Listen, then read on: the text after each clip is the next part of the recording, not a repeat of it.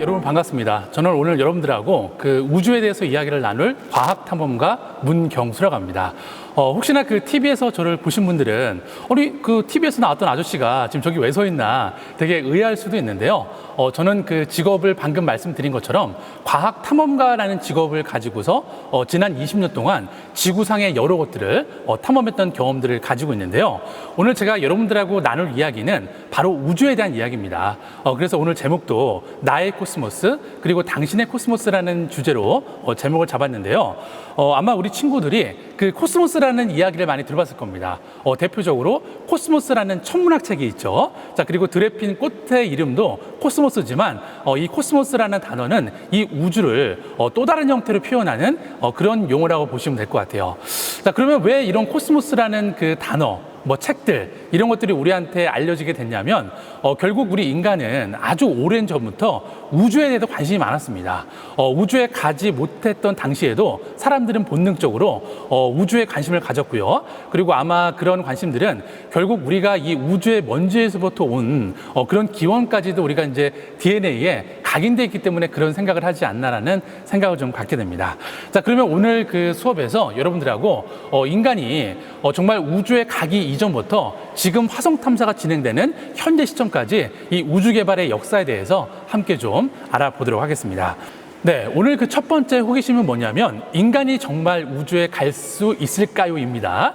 자, 근데 사실 요즘에는 인간이 우주에 많이 갔다 왔죠. 네, 달에도 갔다 오고 지금 국제 우주정거장에도 우주인들이 상주하면서 여러 가지 실험들을 하고 있습니다. 자, 그런데 과연 200년, 300년 전 사람들도 우주에 갈 수 있다라고 생각을 했을까요? 네, 아마 그 당시에는 기술적으로 인간이 우주에 갈 수 없었기 때문에 우주에 갈 수 있을 거라는 꿈은 꿨겠지만 이게 과연 현실이 되겠는가라는 그런 궁금증들은 항상 가지고 있었겠죠. 아마 우리 친구들도 그렇게 그 밤에 어두운 곳에 가서 이렇게 밤하늘을 올려다보고 있으면은 와, 정말 이렇게 광활한 우주 공간에 지구에만 생명체가 살까라는 이런 근원적이고 아주 원초적인 호기심을 가져본 적이 있을 겁니다. 자, 그래서 아마 그 200년 전이나 300년 전에 살았던 사람들은 이런 우주에 대한 동경은 갖고 있었겠지만 인간이 정말 우주에 갈 수 있을까라는 데에는 확신은 서지 않았을 겁니다. 자, 그런데 지금으로부터 약 100년 전쯤에 한 소설가가 한 권의 책을 집필을 했습니다. 바로 지구에서 달까지라는 소설책을 쓴 줄 베른이라는 소설가인데요. 이 소설가는 이 책을 통해서 인간이 우주에 갈 때 그리고 인간이 달에 갈 때는 대포를 타고서 가면 달에 갈 수 있다라고 이 소설책이 묘사를 했습니다. 자, 근데 여러분 생각을 해보면은 이 대포의 원리와 폭죽의 원리 그리고 로켓의 원리가 많이 비슷합니다. 자, 그래서 이 소설가는 이 책을 통해서 대포에다가 이렇게 탄환 모양의 우주선을 실은 다음에 발사를 하면 인간이 달에 갈 수 있다라고 상상을 했습니다. 자, 근데 지금으로 생각하면 이거는 정말 말도 안 되는 이야기가 될 수 있겠지만 그 당시 사람들은 정말 아주 구체적으로 인간이 우주에 갈 수 있는 방법이 이게 맞는 것 같다라고 생각을 해서 이 책이 전 세계적으로 정말 수백만 권이 판매가 됐습니다.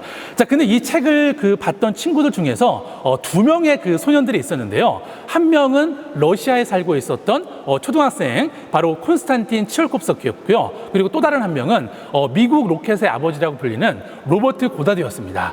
자, 근데 이 친구들이 그 어린 시절에 이 줄 베른이 쓴 지구에서 달까지라는 소설책을 보고서 우주에 대한 꿈을 많이 키웠고요. 그리고 실제로 어떤 식으로 로켓과 우주선을 만들면 우주에 갈 수 있겠다라는 아주 구체적인 그런 스케치도 해놓고 직접 로켓을 만들어서 시험 발사를 하게 됐습니다. 자, 지금 다음 그 페이지에 보시면은 왼쪽에 있는 이 스케치는 뭐냐면 이 치올kov스키가 초등학생 때 우주선의 모양을 상상을 해서 그린 그림인데요. 지금 여러분들이 볼 때도 이 그림이 지금의 우주선과 우주인들이 우주에 가서 우주 유영을 하는 모습이랑 크게 다르지 않습니다. 자, 그리고 오른쪽에 있는 거는 이 로버트 고다드가 인류 최초로 액체 연료 로켓을 만들어서 이렇게 시험 비행을 최초로 했는데요. 물론 날아간 거리가 멀진 않습니다. 11m 고도밖에 올라가지 않았지만 인간은 이 고다드의 로켓 발사 실험을 통해서 인간이 로켓을 만들면 우주에 갈 수 있다라는 그런 확신을 갖게 된 거죠. 자, 이렇게 인간이 로켓을 타고서 우주에 갈 수 있다라고 알게 되니까 이제 많은 나라들이 누가 먼저 우주에 가느냐, 누가 먼저 사람을 우주에 보내느냐 이런 식의 경쟁이 시작됐습니다. 자, 그 중에서 대표적인 두 나라가 바로 미국과 구소련, 네, 지금은 러시아라고 부르고 있지만 구소련이 본격적으로 누가 먼저 우주에 가는지 경쟁을 하기 시작했습니다. 네, 자 결과적으로 소련이 먼저 이 축구공 모양의 스푸트니크 1호라는 인공위성을 우주에 먼저 보냈습니다. 자 그리고 나서 4년 뒤에는 인류 최초로 유리 가가린이라는 이 우주 비행사가 바로 우주에 갔다 지구로 돌아오는데 성공을 했습니다. 자, 이렇게 소련이 먼저 우주에 먼저 나가고 우주에 먼저 인공위성을 보내니까 미국이 되게 조바심이 생겼겠죠. 자, 그래서 미국이 이제 본격적으로 그러면 우리는 인간을 달에 먼저 보내겠다라는 아폴로 프로젝트를 본격적으로 시작을 하게 됩니다. 자, 그래서 결과적으로 미국은 1969년도 7월 16일 날 바로 3명의 우주비행사를 태운 채 아폴로 11호가 달을 향해서 출발을 하게 됐고요. 결국 달에 최초로 발자국을 남기는데 성공을 했습니다. 네, 그런데 미국 나사는 1972년도에 아폴로 17호를 마지막으로 더 이상 인간을 달에 보내지 않았습니다. 자, 무려 그게 지금까지 50년이 넘어 버렸다라는 거죠. 자, 그런데 왜 더 이상 달에 가지 않았을까요? 네, 아마 생각을 해보면은 그 당시에 미국과 소련이 누가 먼저 달에 가나 경쟁을 했는데 결과적으로 미국이 승리를 하다 보니까 더 이상 미국이 달에 사람을 보낼 그런 명분이 없어진 겁니다. 자, 그래서 그 뒤로 50년 동안 더 이상 사람을 달에 보내지 않았는데 그런데 2년 전에 나사가 다시 인간을 달에 보내겠다라는 아르테미스 계획을 발표하게 되는데요. 지금 화면에 보시면은 이 세 대의 우주선 중에서 한 대의 우주선이 바로 2024년도에 인간을 태우고 달에 갈 최종 우주선 후보입니다. 자, 그런데 이 중에서 여러분들이 생각할 때 어떤 우주선이 2024년도에 인간을 태우고 다시 달에 갈까요? 네, 한번 여러분 선택을 해보세요. 자, 그러면 제가 정답을 공개하겠습니다. 바로 가운데 있는 스페이스X라는 회사에서 만든 이 우주선이 2024년도에 최종으로 달에 갈 우주선으로 결정이 됐습니다. 자, 그러면 달에 갈 우주선이 만들어졌으니까 달에 갈 우주선에 탑승할 우주 비행사가 필요하겠죠. 그래서 나사에서는 또 11명의 우주 비행사를 새롭게 선발했는데요. 그 중에는 아주 반가운 사람이 한 명 있습니다. 자, 바로 지금 화면에 보이는 이 조네김이라는 사람인데 이분은 그 한국계 미국인인데요. 실제로 2024년도에 달에 갈 최종 우주 비행사로 선발이 됐습니다. 자, 그런데 이분은 직업이 되게 다양했어요. 자, 원래는 이분께서 그 미국 해군에서 특수부대원으로 일하면서 전쟁에도 참여를 하셨는데요. 자, 그런 다음에는 군대를 전역하고 나서 이제 하버드 대학교에 가서 의사가 됐습니다. 자, 그리고 마지막으로 이렇게 우주 비행사에 선발이 되는데요. 그런데 그 재미난 일은 뭐냐면 인간이 달까지 가려면은 거의 한 4일 정도 좁은 우주선 안에서 비행을 통해서만 달에 갈 수가 있습니다. 자, 그러면 이렇게 비좁은 우주선 안에서 인간이 달까지 가려면은 정말 지루하겠죠. 그래서 나사에서 이 달에 갈 우주 비행사들이 우주선 안에서 들을 노래를 좀 추천해 달라고 이제 인터넷에 올렸는데 무려 우리나라 가수 바로 BTS죠. 네, BTS가 부른 이 세 곡의 노래가 달에 갈 우주 비행사들이 들을 최종 노래 후보로 선곡이 돼서 아마 2024년도에 우주 비행사들이 이 BTS의 노래를 들으면서 달에 착륙을 하지 않을까, 네, 그런 즐거운 상상을 좀 해보게 됩니다. 자, 그러면 이렇게 인간은 로켓과 우주선이 있으면 우주에 갈 수 있다는 사실을 알았고 직접 확인을 했습니다. 자, 그러니까 이제 인간들은 본격적으로 이제 우주에 갈 수 있으니까 지구가 아닌 다른 행성에 살고 있는 생명체를 좀 연구해 보자라는 이런 또 다른 호기심이 발동을 하게 된 겁니다. 자, 그래서 이제는 과학자들이 정말 이 지구가 아닌 다른 행성에 살고 있는 생명체를 연구하기 위해서 본격적으로 이제 외계 생명체 연구를 시작하게 되는데요. 자, 그런데 좀 아쉬운 점은 뭐냐면 지금 인간이 외계 생명체를 연구하기 위해서 지구가 아닌 다른 행성에 아직 가본 적이 없습니다. 그리고 가기도 쉽지가 않습니다. 자, 그래서 과학자들이 선택한 방법이 뭐냐면 지구상에서 정말 뜨겁고 깊고 그리고 추운 곳에 가서 여기에 살고 있는 생명체들을 연구를 하면은 지구랑 환경 조건이 달라도 충분히 생명체가 우주에도 존재할 수 있다라고 이렇게 가설을 세우기 시작한 겁니다. 자, 그래서 이렇게 뜨거운 온천 그리고 태평양 심해 5,000m 바다 그리고 남극의 빙하에 가서 이제 과학자들이 거기에 살고 있는 생명체들을 연구하게 되는데요. 자, 그리고 이제 여기 사진에 보시면은 사막 표면이 있는데 이곳은 어디냐면 지구상에서 화성이랑 지질학적인 구조가 가장 비슷한 곳입니다. 그래서 이런 곳에도 생명체가 살 수 있다라면 분명 화성에도 생명체가 있을 거라고 과학자들은 예측을 하고 있습니다. 자, 그래서 제가 지금 화면에 보이는 것처럼 이렇게 외계 생명체를 연구하는 나사 과학자들하고 이 지구에서 화성이랑 비슷한 사막에 탐험을 갔다 온 적이 있었는데요. 지금 과학자들이 손끝으로 가리키고 있는 저 바위 표면에는 지구에서 가장 오래전에 출현했을 거라고 추정하는 약 35억 년 전에 살았던 미생물의 화석 기록이 남아 있습니다. 자, 그래서 나사 과학자들은 지구랑 화성이 만들어진 시기가 비슷하기 때문에 지구에도 이렇게 오래전에 생명체가 살았던 흔적이 남아 있다라면 화성에도 분명 이와 유사한 형태의 화석 기록이 남아 있을 거라고 과학자들은 생각을 하고 있습니다. 자, 그리고 무엇보다 과학자들이 이 호주 사막에 오는 이유는 뭐냐면 바로 이 돌멩이 때문인데요. 지금 여러분이 화면에서 보고 있는 이 스트로마톨라이트라고 부르는 이 암석 안에는 광합성을 해서 산소를 만들어내는 미생물이 살고 있습니다. 자, 그런데 여러분, 기본적으로 광합성은 누가 하죠? 네, 우리가 보통 알기로는 식물이나 나무 같은 이런 것들이 이제 광합성을 해서 산소를 만들어내는데요. 자, 그런데 지구가 지구가 만들어지고 난 지 얼마 안 됐을 때는 우리 지구 땅에 나무도 없었고 식물도 없었습니다. 자, 그래서 그 당시에는 이렇게 미생물이 광합성을 해서 산소를 만들어냈기 때문에 과학자들이 이 산소를 만드는 미생물에 대해서 아주 관심을 갖고 연구를 하고 있습니다. 자, 그러면 이 산소를 만드는 미생물이 결국 화성 탐사랑 어떤 관련이 있냐면 만약에 여러분들이 화성으로 이사를 간다라고 가정을 해보겠습니다. 그러면 많은 것들이 필요하겠지만 꼭 필요한 거 두 가지만 꼽으라면은 산소랑 물이 필요하겠죠. 자, 근데 다행인 건 뭐냐면 화성에도 지구처럼 북극과 남극이 있습니다. 그래서 과학자들이 그 북극과 남극을 조사해 보니까 이 화성의 북극 지하에 많은 양의 얼음이 매장이 돼 있기 때문에 물 문제는 이 지하에 있는 얼음을 활용하면 어떻게든 간에 해결할 수 있다라고 생각을 하는데요. 자, 하지만 산소는 화성에서 만들기가 쉽지가 않습니다. 자, 그래서 과학자들이 방금 전에 소개했던 이 산소를 만드는 미생물을 화성에 갖다 이식을 하면 화성의 대기가 오늘날의 지구처럼 산소가 풍부한 환경으로 바뀌지 않겠냐라고 해서 방금 설명드렸던 그 산소를 만드는 미생물이 화성 탐사랑 아주 중요한 관련을 갖고 있습니다.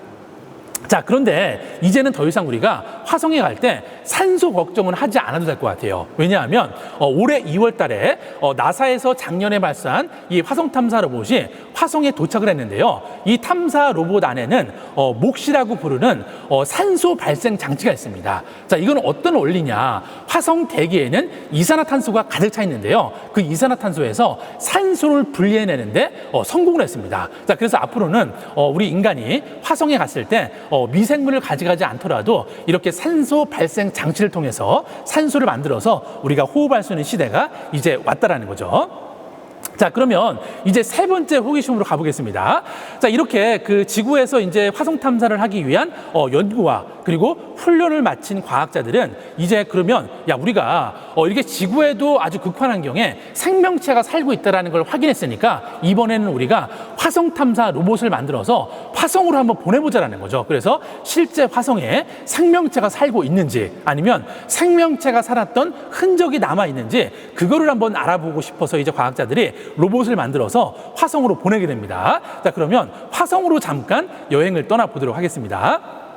자, 그 우리 친구들이 알고 있는 것처럼 지구랑 화성은 거리가 정말 멀리 떨어져 있죠. 자, 그래서 아무 때나 로켓을 발사한다고 해서 화성에 갈 수 있는 게 아닙니다. 자, 이 지구랑 화성은 공전 속도도 다르고 공전 궤도가 다르다 보니까 2년 2개월마다 두 행성의 거리가 가장 가까워지는 시기가 돌아오는데요. 이때 발사를 해야만 약 7개월 정도 날아가서 화성에 도착을 할 수가 있습니다. 자, 그러면 이제 화성에 도착을 하게 되면은 이 탐사 로봇이 화성에서 여러 가지 미션들을 수행하게 되는데요. 자, 그런데 화성 탐사 로봇이 화성에서 오랫동안 움직이려면 에너지원이 필요하겠죠. 자, 그러면 화성 탐사 로봇들이 화성에서 어떤 에너지를 가지고서 움직일 수 있을까요? 네. 아마 많은 친구들이 분명 태양광 전지로 전기를 만들어서 이 탐사 로봇이 움직일 것 같다라고 이제 알고 있을 텐데요. 자, 그런데 이 태양광 전지로 전기를 만들 때 문제점은 뭐냐면 영화 마션처럼 화성에 모래폭풍이 불어버리면은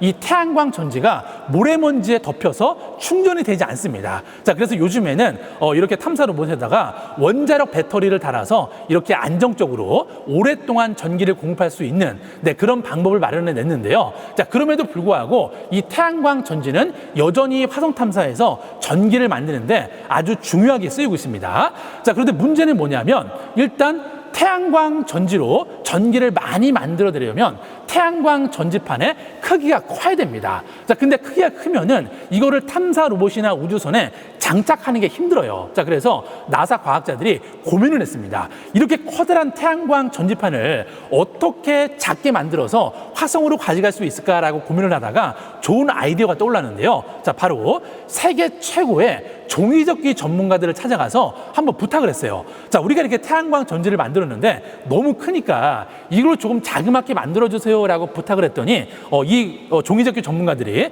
이렇게 커다란 태양광 패널을 정말 이렇게 작게 만들었습니다. 이렇게 작게. 자, 그래서 결국 이 종이접기라는 거는 우리 친구들이 아마 종이접기를 많이 좋아하겠지만 종이접기는 단순한 취미 활동을 넘어서서 결국 인간의 생각을 아주 간편하게 그리고 아주 빠르게 뭔가 구체적으로 만들어 볼 수 있는 생각 정리의 도구이기 때문에 요즘 들어서 실제로 로봇공학이나 산업 디자인 분야에서 수요가 많이 올라가고 있습니다. 자, 그러니까 우리 친구들도 지금부터 종이접기에 관심을 갖고서 열심히 노력을 하면 아마 우리 친구들 중에도 나중에 나사에 가서 이렇게 탐사 로봇을 만드는 연구원이 될 수 있지 않을까, 그런 재미난 상상도 우리 친구들하고 한번 해보면 좋을 것 같습니다.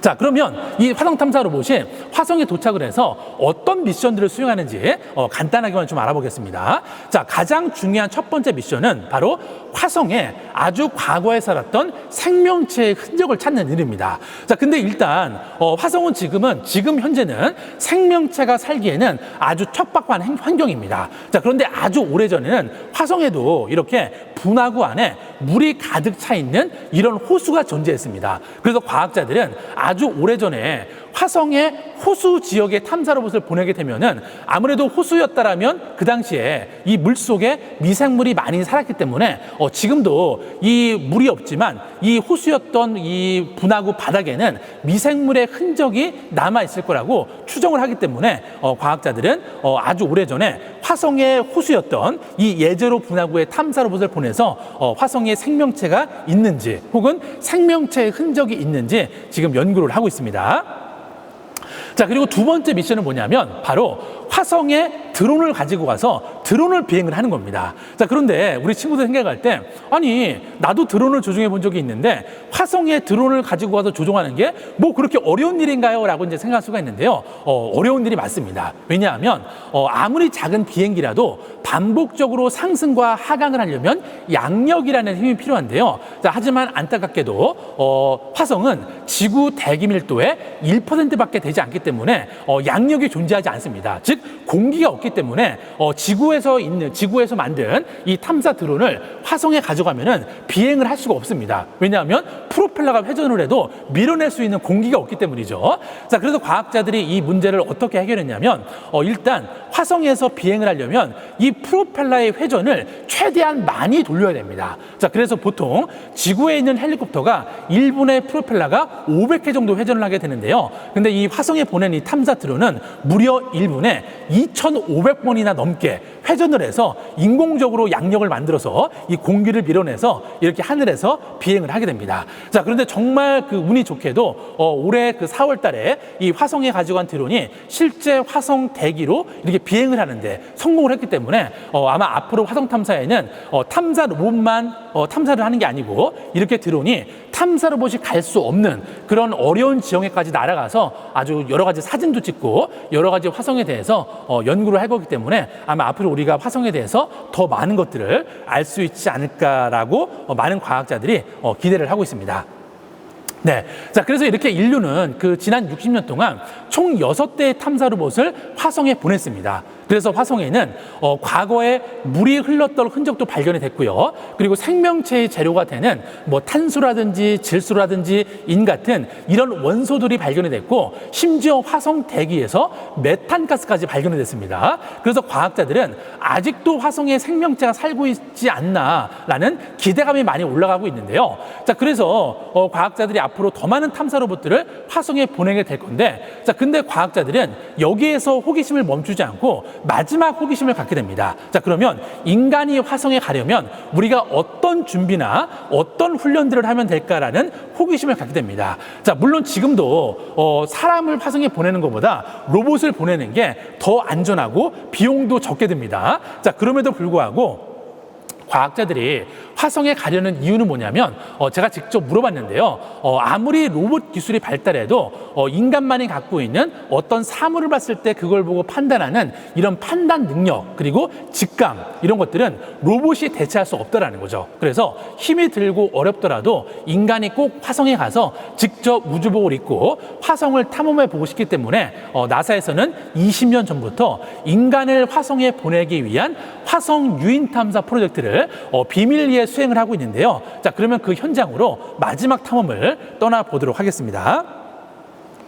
네, 지금 보시는 이곳은 어디냐면 미국 유타 사막 한가운데 있는 화성 탐사 연구 기지라는 곳입니다. 자, 이렇게 영화 마션처럼 가상의 우주 기지를 만들어 놓고 이 기지 안에다가 평균 6명의 과학자를 한 팀으로 만들어서 이 안에 넣고 짧게는 6개월, 그리고 길게는 1년 동안 가둬놓고 문을 잠궈버립니다. 자, 그런데 문제는 뭐냐면 이 기지 안의 면적이 13평밖에 안 돼요. 자, 그 얘기는 뭐냐면 13평 공간 안에다가 방을 6개를 만들어야 되고요. 부엌도 필요하고 연구실도 필요하고 심지어 같이 모여서 밥도 먹고 회의도 해야 되기 때문에 테이블까지 이 공간 안에 들어가야 됩니다. 자, 그리고 밖에 나갈 때도 그냥 편한 복장으로 나가는 게 아니고요. 이렇게 15kg이 넘는 우주복을 입고 나가서 여러 가지 과학 실험들을 수행하고 또 기지가 고장이 나면 보수 작업을 하게 됩니다. 자, 그러면 왜 이렇게 뜨거운 사막에서 과학자들이 이렇게 비좁은 공간에서 이런 훈련들을 수행을 하게 될까요? 네, 아마 많은 친구들이 다 공감을 하겠지만, 자, 이렇게 제가 좀 예를 들어보겠습니다. 자, 만약에 우리 친구들 중에서 친한 친구가 6명이서 우주인에 선발이 됐다라고 가정을 해보겠습니다. 자, 그리고 우주선을 타고서 지구에서 출발해서 화성까지 가는데 7개월이 걸립니다. 그리고 화성에서 여러 가지 연구나 실험들을 한 다음에 다시 지구로 돌아올 수 있으면 좋겠지만 다시 올 수가 없습니다. 왜냐하면 이 지구랑 화성은 2년 2개월마다 거리가 가장 가까워지기 때문에 그때 로켓을 발사해야만 아주 그 짧은 시간 동안 시간을 걸려서 지구로 돌아올 수가 있습니다. 자, 그 얘기는 뭐냐면 화성에서 미션을 마쳐도 2년 2개월을 그냥 기다려야 됩니다. 자, 그렇게 기다렸다가 다시 우주선을 타고 지구로 돌아오면 평균 4년 정도의 시간이 걸리는데요. 자, 그런데 만약 우리 친구들이 아무리 친한 친구들이라도 10평짜리 좁은 우주선 안에서 6명의 친구들이 4년 동안 서로 얼굴만 바라보고 서로의 냄새를 맡으면서 서로의 성격을 다 받아준다. 여러분, 이거 기분이 어떨까요? 네, 아마 뭐 가능한 친구도 있겠지만 아마 쉬운 일은 아닐 겁니다. 그래서 인간이 우주에 간다라는 거는 로켓과 우주선이 성능이 아무리 좋다고 해서 갈 수 있는 게 아니고요. 이렇게 밀폐되고 고립되고 폐쇄되는 환경에서 잘 견뎌낼 수 있는 인간의 신체 능력을 개발하고 또 같이 협동하는 능력, 그리고 서로 잘 대화를 할 수 있는 이런 의사소통 기술을 개발하는 게 훨씬 더 중요하기 때문에 과학자들이 화성에 가기 전에 이런 훈련들을 받고 있습니다. 자, 그런데 그 운이 좋게 선생님도 이 화성탐사 연구기지에 멤버로 활동을 하고 있다 보니까 이곳에 가서 2번 정도 훈련을 받고 왔었는데요. 자, 그러면 과학자들이 이곳에서 구체적으로 어떤 훈련을 받는지 몇 가지만 좀 소개를 드리도록 하겠습니다. 자, 일단 가장 중요한 훈련이 뭐냐면 바로 화성 중력 적응 훈련입니다. 우리 친구들이 잘 알고 있는 것처럼 지구랑 화성은 중력이 다르죠. 자, 화성은 지구 중력의 38% 정도 됩니다. 자, 38% 정도가 어느 정도냐면 만약에 여러분들이 화성에 가서 문을 열고 밖으로 나가게 되면 여러분의 발이 이렇게 땅에 붙어 있는 게 아니고 여러분의 발이 이만큼 뜨게 됩니다. 자, 그러면 지구 중력에 익숙해서 발을 땅에 대고 있다가 갑자기 발이 이만큼 떠버리면은 아무래도 무게 중심을 잡는 게 쉽지가 않겠죠. 자, 그래서 화성으로 가기 전에 이렇게 화성 중력에 적응하는 훈련을 받아야 됩니다. 자, 그런데 문제는 뭐냐면 이 훈련을 받기 위해서 지구에다가 화성의 중력을 똑같이 재현하려면 일단 비용이 많이 들어가고요. 그리고 기술적인 어려움들이 많이 있습니다. 자, 그래서 과학자들이 과학자들이 궁리한 끝에 아주 간단한 실험을 설계했는데요. 지금 사진에 보는 것처럼 지름 4m짜리 커다란 풍선에다가 공기보다 가벼운 헬륨 가스를 주입을 합니다. 자, 그래서 이 풍선을 8개 정도 불어서 하나의 줄에 묶은 다음에 82kg 나가는 선생님 몸에 딱 닿으니까 선생님 발이 이만큼 뜨게 되더라고요. 자, 그러면 선생님은 이제 화성에 와 있는 겁니다. 자, 그러면 이 상황에서 어떤 훈련을 받냐면 이런 상황을 주어집니다. 만약에 우주 비행사가 화성에 나가서 뭔가 작업을 하다가 망치를 떨어뜨렸다. 그러면 지구 같으면 고개를 숙여서 주우면 되는데 화성에서는 고개를 숙이는 순간 무게 중심을 잃어서 부상을 당할 확률이 10배가 높아집니다. 자, 그래서 이때는 어떻게 잡아야 되는지 제가 여러분들한테 정보를 제공하겠습니다. 자, 일단 만약에 여러분들이 화성에 갔는데 망치를 떨어뜨렸다. 그러면 절대 고개를 숙이시면 안 되고요. 그러면 이 발이 떠 있는 상태에서 이걸 사람으로 치겠습니다. 발이 떠 있는 상태에서 뒤로 뒷걸음질을 한 20걸음 정도 하게 됩니다. 자, 그런 다음에 목표물을 향해서 나름 도움닫기를 한 다음에 점프를 해서 내려갈 때 반동을 이용해서 이 망치를 빨리 주어야만 이 망치를 줄 수가 있습니다. 네, 너무나 황당하죠. 지구에서는 너무나 간단하게 할 수 있는 움직임이지만 화성은 모든 환경 조건이 달라지기 때문에 지구에서 이런 훈련을 충분히 받아야만 화성에 갔을 때도 이렇게 안정적으로 걸어 다니면서 화성을 탐험할 수가 있습니다. 자, 그리고 또 다른 미션 중에 하나는 뭐냐면 저희도 이렇게 그 태양열로 충전을 해서 움직이는 작은 탐사 로봇을 하나 만들어 갔습니다. 그래서 화성이랑 지형이 비슷한 이 미국 유타 사막에서 실제로 원격에서 이 탐사 로봇을 조종을 해서 직접 그 토양도 한번 이렇게 수집을 해보고 그리고 암석의 사진을 찍기도 하고 이러한 여러 가지 미션들을 수행을 했었는데요. 자, 그래서 여러분들도 아마 그 초등학교 학생들 같은 경우에는 아마 집에 잘 찾아보면은 어렸을 때 갖고 놀다가 지금은 안 갖고 노는 무선 조정 자동차가 있을 겁니다. 자, 그거를 가져다가 이렇게 뚜껑을 뗀 다음에 종이 박스나 여러 가지를 덧붙여 갖고 여러분만의 탐사 로봇을 만들어서 직접 화성의 그 땅 모양도 커다란 그 널판지에다가 한번 색칠을 해서 그려보세요. 그래서 이렇게 조정을 해서 이 화성에 왔다라고 가정을 한 다음에 화성의 분화구도 한번 지나가 보고 그리고 화성에 있는 이런 흙을 내가 탐사 로봇이 딱 이렇게 수집을 하려면은 어떤 식으로 만들면 좋을지 한번 같이 고민을 해봐도 아마 여러분들이 화성을 이해하는데 아주 중요한 그런 실험 중에 하나가 될 겁니다. 자, 그리고 또 한 가지만 더 소개를 드리면요. 여기 보면은 가상 태양계 모형이 있습니다. 자, 이건 뭐냐면 아마 우리 태양계의 행성들의 이 거리를 직접 지구에다 표현한다면 아마 불가능할 겁니다. 왜냐하면 거리가 행성과 행성 간의 거리가 정말 몇 억만 킬로씩 떨어져 있기 때문에 이거를 직접 지구에다가 태양계의 모습을 만드는 것은 어려운 일입니다. 자, 하지만 우리한테는 좋은 도구가 있죠. 바로 수학이라는 도구가 있습니다. 그래서 이 태양계 전체 크기와 그리고 태양계에 있는 행성과 행성 사이의 거리를 100억 분의 1로 줄여서 아마 여러분들이 정말 학교 운동장이나 아니면은 더 많이 줄여서 내 스케치북에다가 한번 이 태양계의 어떤 그 비율을 축소를 해서 한번 표현을 해봐도 좋을 것 같아요. 근데 가장 추천드리는 거는 실제 운동장 사이즈에 맞게 한번 이렇게 태양계 그 거리를 축소해서 여러분 개개인이 각자 태양이 돼보고 수성, 금성, 지구, 화성이 돼서 이렇게 태양을 중심으로 한번 이렇게 돌아보는 그런 것들을 몸으로 표현한다면 아마 여러분들이 우주에 대해서 더 관심을 갖고 더 잘 이해할 수 있을 거라고 저는 생각을 합니다. 자, 그러면 이제 좀 마무리를 해보겠습니다. 아마 우리 친구들이 요즘에 그 뉴스를 보게 되면은 정말 이러다가 인간이 정말 10년, 20년 안에 화성에 가서 살아가는 게 아닌가라는 생각을 하게 됩니다. 실제로 그런 일들이 많이 벌어지고 있죠. 자, 그런데 사실 10년 전만 하더라도 이런 게 불가능한 일이었는데요. 요즘 들어서는 오히려 나사보다 이렇게 민간 우주 기업들이 연구 개발도 더 많이 하고 그리고 더 빠른 속도로 화성 탐사에 대해서 연구를 하고 있기 때문에 아마 정말 머지않은 미래에 인간이 화성에 가는 날이 오지 않을까라고 생각을 합니다. 그 중에서도 가장 중심에 서 있는 사람이 여러분이 지금 화면에 보고 있는 이 스페이스X라는 우주 개발 회사의 앨런 머스크라는 사람인데요. 이 앨런 머스크가 몇 년 전에 이런 이야기를 했습니다. 자, 우리는 나사보다 먼저 사람을 화성에 보내겠다라고 이야기를 했습니다. 그런데 지금 연도가 앞으로 3년 남았습니다. 자, 여러분이 생각할 때 3년 안에 인간이 화성에 갈 수 있을까요? 아니면 가지 못할까요? 네, 아마 각자 의견이 있겠지만 제 선생님 생각에는 갈 수 있을 수도 있고 가지 못할 수도 있습니다. 자, 그런데 한 가지 확실한 건 뭐냐면 그 가능성이 정말 높아졌다는 겁니다. 자, 왜냐하면 제가 과학자들한테 물어보면 과학자들은 지금의 기술로도 사람을 화성에 보내는데 기술적인 어려움은 그닥 높지가 않습니다. 자, 근데 어려운 점이 뭐냐면 로켓을 만드는 비용이 너무 비싸서 많은 사람들을 화성에 보낼 수가 없다라는 거예요. 자, 왜냐하면 지금은 아무리 작은 우주선이라도 이 우주선을 우주로 보내려면 로켓이 필요합니다. 근데 이 로켓이 지금은 한 번 쓰고 바다에 빠뜨려서 버려버리는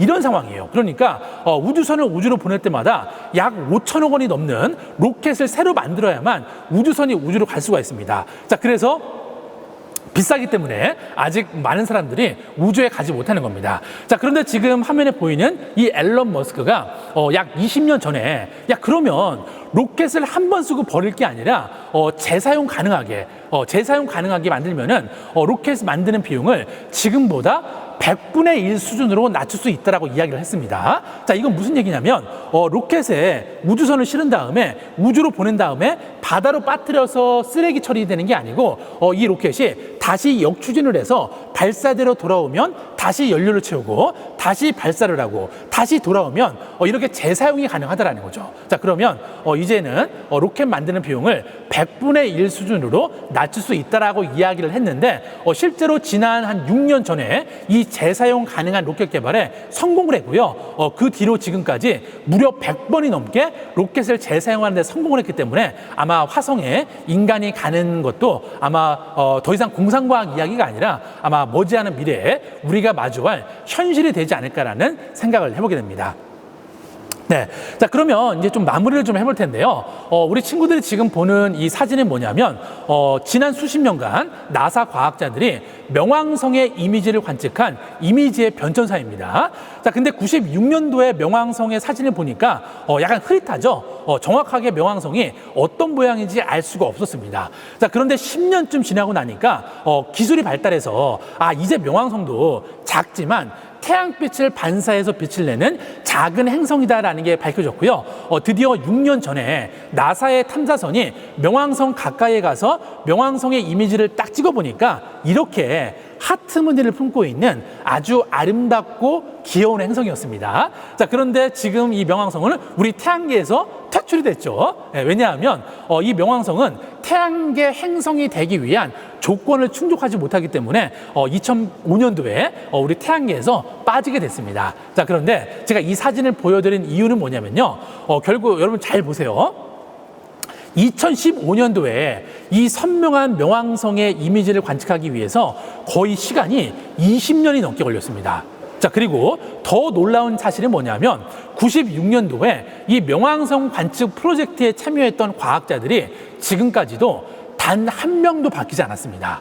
자, 여러분, 어떻게 이런 게 가능할까요? 우리가 공부를 할 때도 뭔가 성적이 조금 오르고 점수가 올라야만 더 공부하고 싶은 마음이 드는데, 여러분 지금 사진을 보면은 10년 정도 지나야만 이렇게 가시적인 결과가 나오는 너무나 힘들고 지루한 과정이 있습니다. 자, 그럼에도 불구하고 나사 과학자들이 이렇게 선명한 이 명왕성의 이미지를 관측할 수 있었던 이유는 뭐냐면 이 과학자들의 호기심 때문이 아닐까라고 저는 생각을 합니다. 자, 그런데 그냥 호기심은 아닐 겁니다. 누가 시켜서 한 게 아니고 내가 시험 보려고 한 게 아니고 내가 궁금하고 내가 알고 싶으니까 내가 이 문제를 한번 꼭 풀어보겠다라는 이 과학자들의 어쩔 수 없는 호기심이 없었더라면 아마 이런 결과를 만들어내는 게 쉽지만은 않았을 겁니다. 자, 그리고 오늘 마지막으로 제가 여러분들한테 하고 싶은 이야기는 바로 천문학자 칼 세이건이 코스모스라는 책에서 했던 이야기입니다. 자, 여기 보면 어디선가 굉장한 어떤 것이 알려지길 기다리고 있다라고 이야기를 하고 있는데요. 선생님 생각에는 이 문장이 꼭 천문학에만 해당되는 문장이라고 생각하지 않습니다.